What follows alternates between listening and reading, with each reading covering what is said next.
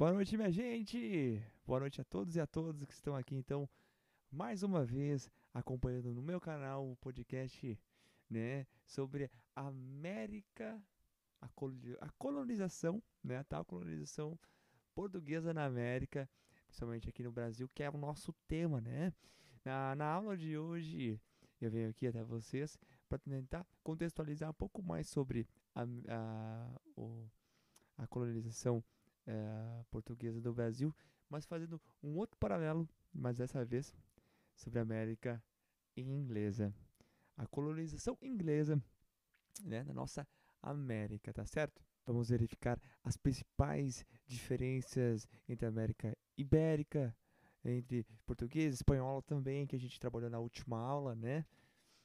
As características, que a gente já falou bastante coisa aqui, né, sobre a colonização, né? né? E agora faltava a, a ponta da cereja também, que é o tal da colonização dos ingleses, né? Eles que moldaram, né? Com certeza eles são referência hoje mundial no que fazem e moldaram o cinema, a cultura, né? Levando a hegemonia é, para todo mundo praticamente, né? Isso aqui, por isso que não poderia deixar de passar, pelo menos despercebido entre nossos estudos, o estudo sobre a colonização inglesa aqui também. Muito bem, sem delongas, vamos a começar então o processo então de colonização da América do Norte. Ele acontece de maneira tardia em relação à América portuguesa ou tanto a América espanhola, né? Por isso que ele é tardio. E por que que de fato é tardio, né?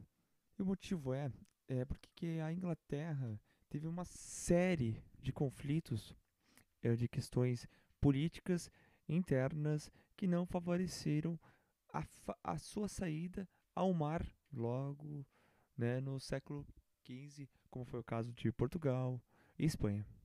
Então basta lembrar que a gente que, que o processo de formação do Estado inglês ele é posterior a todas essas conquistas, né? A Terra naquela época passou por um processo de crise, da Batalha de 100 anos, que passou por mais de 100 anos, na verdade, que caracterizou o final da Idade Média, foi uma guerra contra a França.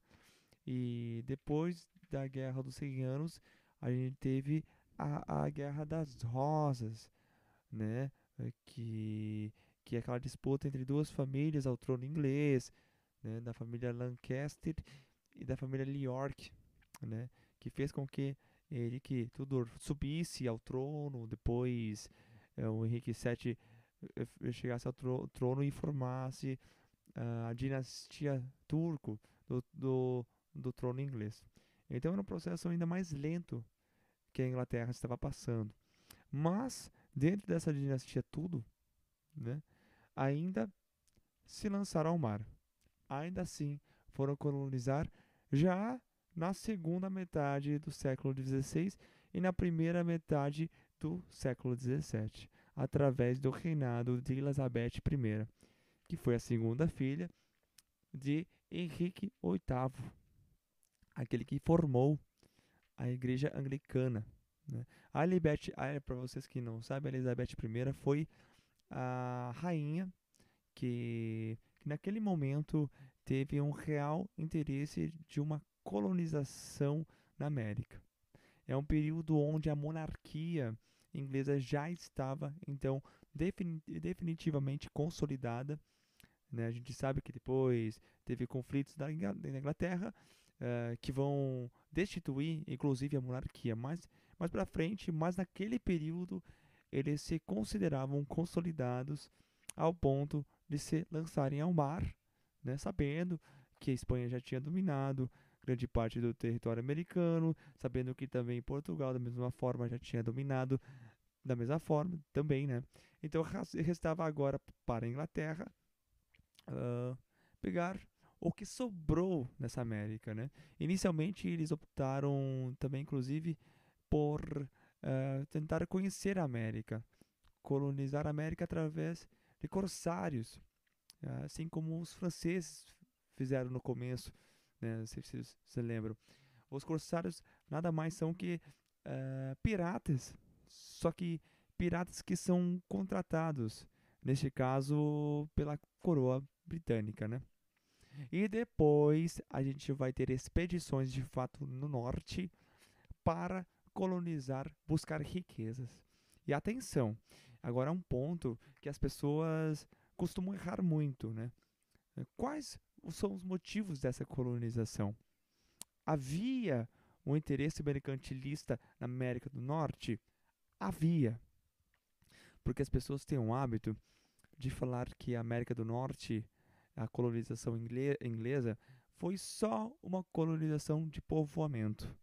Mas não é bem verdade, não é bem assim. O processo de colonização da América, ou pelo menos os interesses de colonização da América, estão inseridos no processo mercantilista do século XVI e do século XVII, do mercantilismo britânico, tá? O mercantilismo inglês. Então eles foram sim buscar matérias-primas, né? Eles foram buscar metais preciosos, né? A questão é que não encontraram o que queriam, certo? Não encontraram. Então, os planos vão se readaptando, os planos da colonização eles acabam sendo flexíveis dessa forma. Então, havia sim um interesse de buscar metais preciosos, sim, e havia o interesse de buscar riquezas na América, mas até mesmo por conta das questões geográficas deles não conseguiram. E aí a gente vai ter o caráter, sim, o caráter de povoamento, onde boa, em boa parte dessa América não foi, lembrando que não foi em todo o território, né? Então, eh, pessoas que foram buscar uma nova vida na América, certo? Eles buscaram, né? E se assentaram então na América do Norte, né? Que tipo de pessoas que foram buscar essa nova vida na América? Perseguidos políticos, perseguidos religiosos, ah, marginalizados na Inglaterra, que não viam outra alternativa a não ser buscar essa nova vida, mas principalmente onde a gente costuma dizer no sentido religioso, porque a América, principalmente as colônias do norte, passaram a ser ocupadas principalmente por grande parte de puritanos. Eh, Como eu falei para vocês, a dinastia Tudor, a gente viveu esse processo da criação da igreja anglicana, e aqueles que pertenciam ou tinham outras crenças que não fossem da igreja anglicana da região da Inglaterra, eles acabavam perdendo espaço na Inglaterra. Eles acabavam perdendo espaço, né? Eles acabavam, né? Então vieram grande parte de perseguidos, sim, religiosos, que são puritanos, né? Puritanos neste caso, a maioria, calvinistas, que não podiam viver na Inglaterra sobre os dogmas anglicanos. É claro que vieram também os luteranos, até católicos vieram, mas uma grande maioria eram de puritanos calvinistas. Existiam também aqueles que perderam suas terras na Inglaterra, porque desde a dinastia Tudor, desde esse processo que a gente está falando, houve uma política de cercamento de terra, né, na Inglaterra, onde que a Inglaterra estava cercando terras, expulsando os camponeses que viviam nessas terras para poder criar ovelhas. Se vocês lembrarem, separarem para pensar, a Inglaterra, ela foi uma grande potência na manufatura têxtil e depois vai se tornar a indústria têxtil. Então, grande parte dos camponeses mais humildes da Inglaterra acabaram sendo expulsos de suas terras para a criação de ovelhas, para dar origem aí às grandes manufaturas têxteis. Então, pessoas miseráveis, pessoas pobres ali tinham a América como uma nova possibilidade de vida. E essa colonização, ela foi feita por empresas privadas. Isso era muito comum nos tempos em que, no mercantilismo, né? Na colonização principalmente. Por quê? O Estado inglês, ele acabava apoiando a iniciativa privada para poder fazer a colonização. A gente teve um processo parecido na América Espanhola, até, teve até um processo parecido na América Holandesa, Francesa e até Portuguesa, né? E aí couberam duas grandes empresas que fizeram a colonização do território americano, lá da América do Norte.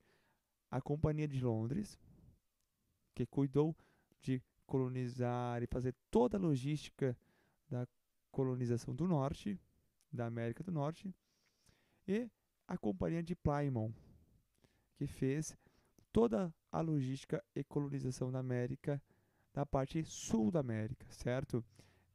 Elas criaram colônias, essas empresas criaram colônias na América e, e a gente foi chamar das famosas das 13 colônias, né? As 13 colônias eram colônias independentes entre si. Isso é muito importante que vocês saibam. Não existia uma questão homogênea da América, não existia uma unidade da América do Norte, né? E neste caso, parece muito com as capitanias hereditárias. Vamos fazer um comparativo com a colonização portuguesa agora, né? Então, que o Brasil foi dividido em 15 capitanias, doadas aos 13 capitães donatários, que eram independentes entre si, né? E essas duas empresas fundaram, então, ali as 13 colônias britânicas, que eram independentes entre si. E essas duas companhias deveriam ter subordinação ao Estado inglês. Na prática, a gente vai ver que não é bem isso que aconteceu, até mesmo por conta do caráter de povoamento, né? Mas elas deveriam uh, ser subordinadas ao Estado inglês, certo? Vamos lá então. As colônias do norte se formaram do norte da América, no atual Estados Unidos.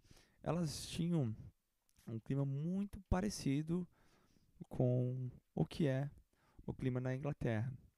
Então, se você for buscar matérias-primas nessas colônias do norte da América do Norte, você vai acabar achando matérias-primas ou atividades comerciais que sejam muito próximas do que já acontecia na Inglaterra.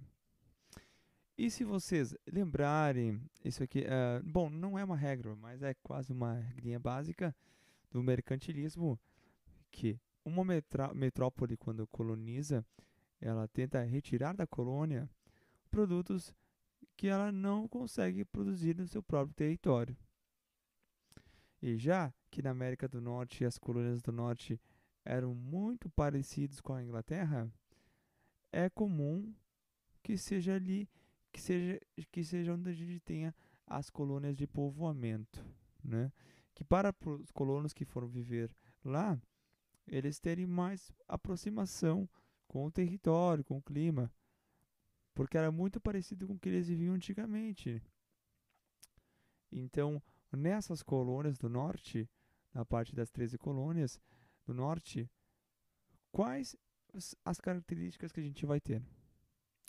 Por conta do grande número de perseguidos religiosos, calvinistas, que então foram viver, então ali você vai ter, então sim, uma certa perseguição àqueles que não são puritanos calvinistas.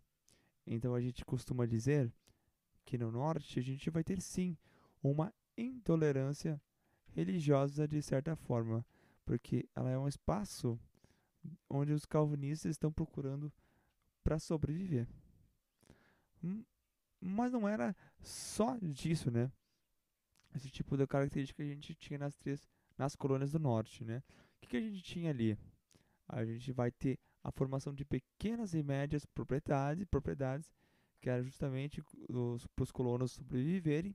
A gente vai ter a prática da policultura, várias culturas agrícolas serão cultivadas nessas pequenas e médias propriedades do norte dos Estados Unidos, ou para subsistência ou para o mercado interno principalmente. Existia uma parcela que a gente vai ver daqui a pouco, que é a tal do mercado externo, né? Também, mas nada muito grande se pensando na questão mercantilista, certo? E ali você tem um sistema de trabalho que é um pouco diferenciado em relação ao que já estava acontecendo ali ao redor, né? A gente vai ter um processo de servidão temporária, principalmente de colonos que vieram da Inglaterra para a América e vieram sem dinheiro nenhum, eram perseguidos. Muitos colonos que já estavam aqui estabelecidos financiavam a vinda desses colonos que vinham da Inglaterra para cá e para pagar eles ficavam ali por um tempo servindo, servindo aos colonos que já estavam aqui com melhores condições financeiras. Então seria um processo de servidão. Eles não eram escravos, eles, eles não acumulavam propriedades, eles não podiam ser vendidos, não podiam ser trocados, mas eles prestavam serviço aos colonos que já estavam ali cerca de 7 anos. Então, meio que para pagar as suas dívidas. Assim como também tinha aqueles que ficavam devendo e geralmente passavam por esse regime de servidão. E, no geral, a gente define o trabalho como livre. Como assim? As principais atividades que se faziam na América do Norte, nas colônias do Norte, eram atividades livres, tirando os que ficavam servos, viravam servos por um tempo, que passavam pelo regime de servidão. Né? Geralmente a gente diz que era um trabalho de livres, pessoas livres, que tinham lá as suas manufaturas, as suas produções, algo não tão grande para exportar para a Europa. Né? A gente fala até disso por conta do clima que se vivia ali. Mas você tinha uma liberdade do conceito do trabalho. E nós tínhamos também as colônias do sul, que eram gerenciadas inicialmente pela, ah, pela Companhia de Plymouth, né? Como falei para vocês anteriormente, as colônias do sul você conta com um clima um pouquinho mais quente. Então, nas colônias do sul, as atividades necessárias foram feitas para atender o mercado europeu, né? Para atender o mercado externo, certo? Fazer valer mais o mercantilismo. Então, quais as características que a gente vai obter nas colônias do sul? Por não ter um caráter tão religioso como foi feito no norte, você não tem aquela intolerância religiosa muito forte, porque o que eles estão pensando mesmo é no lucro dentro do conceito mercantilista, certo? Então, para isso a gente vai ter um processo muito parecido com o que foi na América Espanhola e na América Portuguesa. Como? A utilização de grandes propriedades de terra, os latifúndios e a produção de monocultura. Uma cultura só para poder, então, assim, exportar. E quais seriam essas principais culturas? O tabaco e o algodão. Principalmente quando a gente fala do algodão, é para abastecer a manufatura têxtil da Inglaterra. Como eu falei para vocês, que é muito importante, que lá não tinha um cercamento de terras para poder criar ovelhas. Aqui na América nós vamos ter o algodão que vai abastecer e servir muito bem a Inglaterra com a manufatura têxtil, né? E posteriormente a indústria, né? Têxtil, é claro, né? Então guardem aí, monocultura e latifúndio, né? Nas pequenas propriedades de terra nas colônias do sul dos Estados Unidos. E a principal mão de obra empregada vai ser a mão de obra da escravidão africana. Então, essa é uma diferenciação que a gente costuma dizer. O norte você vai ter um regime de trabalho mais livre, e ao sul você vai ter a mão de obra africana para poder atender às demandas da grande produção do que você tava, do que era feito nas colônias do sul, né? Só uma coisa, metais preciosos, ouro puro, é só quando os Estados Unidos vai ser independente, né? Na famosa marcha para o oeste, que vão ter aquela descoberta das grandes jazidas de metais, certo? E agora, como é que essa mão de obra africana chegava na América? Afinal de contas, como isso acontecia? Através de um processo de comércio que, que eu já deixei numa das nossas aulas aqui, que é o comércio triangular, né? É uma questão muito importante que vocês saibam que o comércio triangular era o seguinte. Eu vou explicar aqui de uma maneira bem didática, bem rápida aqui para vocês, mas vocês devem também procurar buscar mais para você se aprofundar um pouco mais nesse assunto que é muito importante, tá certo? As colônias do norte, inclusive com participação das partes da colônia do norte, que as pessoas acham que eles não usavam escravidão por motivo de uma questão humanitária, e eu falo para vocês que eles não utilizavam por uma questão de foco, né? Costumo dizer isso. Não usavam por uma questão de foco, porque o foco deles era outro. Mas eles se beneficiaram, sim, com a escravidão africana, visto que as próprias colônias do norte, muitas vezes, trocavam com as Antilhas, bens manufaturados que eles produziam por alguns produtos como o melaço, por exemplo, e o rum, né? Então as próprias colônias do norte levavam manufaturas para as Antilhas, para o Caribe, onde se tinha colonização da América Espanhola, inclusive na maior parte, trocavam, levavam produtos manufaturados, levavam rum para casa e melaço. Esse rum e melaço eram utilizados para poder vender na África, na costa africana, trocando por escravos. E os escravos vinham para as Antilhas, e das Antilhas eram depois vendidos para as colônias da América do Norte, principalmente as colônias do Sul. Então você tinha essa relação entre a América inglesa e a América espanhola, até a América francesa, holandesa, e você tinha essa relação inclusive nas colônias do norte, que dali saiu grande parte das manufaturas que depois eram trocados por rum e melaço, certo? Então você tem a mão de obra escrava sendo utilizada nas colônias do sul, sim, com apoio de certa forma das manufaturas da América do Norte, das colônias do Norte. E esse tripé que a gente está falando que caracteriza as colônias da América do Norte e as colônias do Sul, né? Que seria, na verdade, latifúndio, monocultura e escravidão, a gente dá um nome. E esse nome é plantation, né? Então, o nome desses três sistemas a gente está chamando de plantation. Portugal utilizou o plantation também, certo? É o nome que a gente costuma dar. Então a gente costuma dividir a colonização da América do Norte em duas partes, colônias do Norte e colônias do Sul.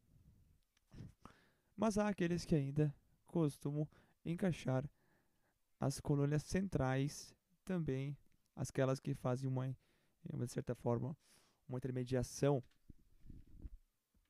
ou transformação entre Norte e Sul. As colônias centrais, que seriam Nova Jersey, Nova York, Delaware, Pensilvânia. Alguns vamos colocar elas como colônias do norte, porque elas têm características muito forte das colônias do norte, como a utilização de pequenas e médias propriedades. Só que o pouco que diferencia elas das colônias do norte é justamente a questão da tolerância religiosa.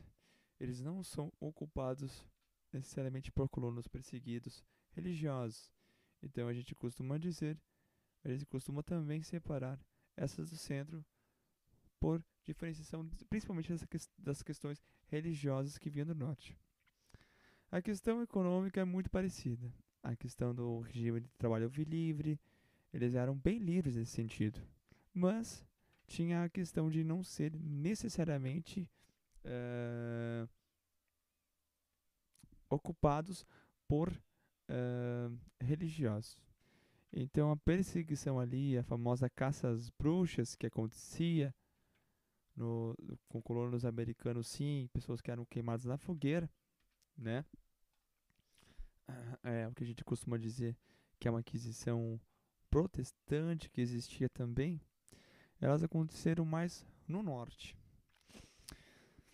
porque nas colônias do centro você tem mais pessoas que estão buscando um novo meio de vida e eram perseguidos até de certa forma de outras, de outro caráter, de outras formas na Terra. E não necessariamente religiosos, certo?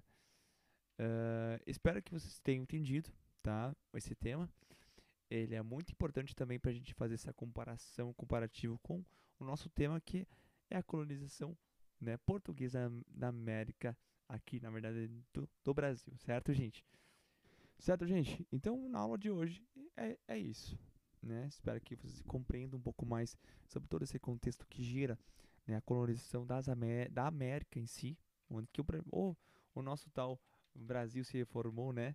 Com certeza, dada a colonização portuguesa, tá certo? Gente, eh, qualquer dúvida pode mandar nos comentários, pode escrever ali, estarei disponível agora para as respostas, as dúvidas, né? Estarei aqui para saná-las no que for necessário, tá certo?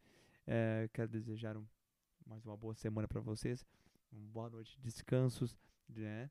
E até a próxima aula, com toda certeza, com mais energia para muita história para vocês, tá certo? Muito obrigado e até a próxima. Até!